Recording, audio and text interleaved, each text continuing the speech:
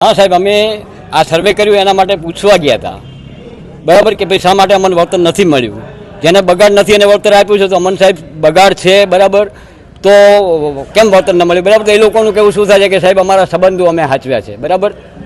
तो एवा कया एमना आगळोल गामनी अंदर संबंध हता के ए हाचव्या बराबर के हाचा खेडूतो मरी गया बराबर अने जूठा खेडूतो पैसा लई गया एम। अधिकारी साहेब आज सर्वे अधिकारी वितरण अधिकारी भाई वसंतभाई करीने नाम छे। અમારી માંગ એક જ છે કે અમારે સાહેબ ન્યાય મળવો જોઈએ। આજે અમે આગડોલ ગામથી 200 જણા અહીં એસડીએમમાં આવ્યા હતા, સાહેબશ્રીને રજૂઆત કરી છે અને અમારા ગામમાં મગફળી હતી છતાં અમને લાભ કોઈને મળ્યો નથી।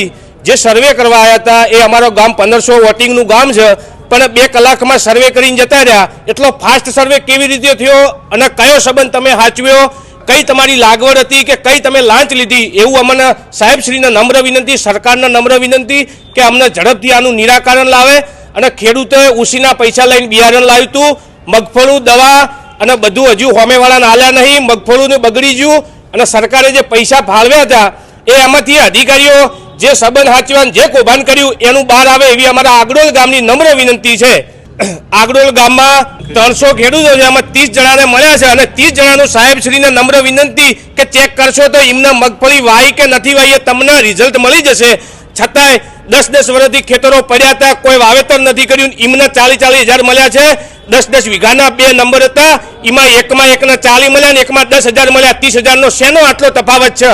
કોણ અધિકારીને કોને આટલી ઓળખાણ છે? એટલું અમને સત્ય લાવવા બહાર મારી નમ્ર વિનંતી છે। અમારી માંગ એવી છે કે ડીસા તાલુકાના આગડોલ ગામના ખેડૂતોએ અહીંયા એસડીએમ ખાતે આવેદનપત્ર આપવામાં આવ્યા હતા। આવેદન એ હતું કે જ્યારે કમોસમી વરસાદના કારણે 12 મહિનાથી તમે જોવો છો કે ખેડૂતોને કેટલું નુકસાન થયું છે અને ખેડૂતોને વળતર મળે એ માટે આપણે રડ્યા પણ છે આગળ, અને એના લીધે એમના ગામમાં સર્વે કરવામાં આવ્યો।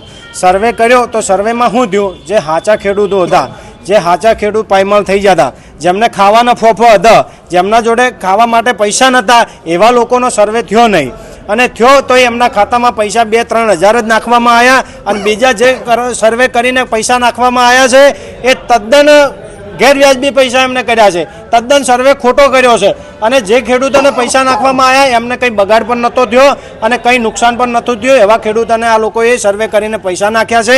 ના જાણે કઈ રીતનું સેટિંગ હતું કે કઈ રીતનું ગોલમાલ હતું। જો આવા ગામડામાં જ ગોલમાલ થતું હશે તો ઇન્ડિયામાં તો શું ગોલમાલ થશે? આ તો એક આગડોલ ગામની સમસ્યા છે, તો આખા તાલુકા આખા જિલ્લામાં કેટલું ગોલમાલ હશે?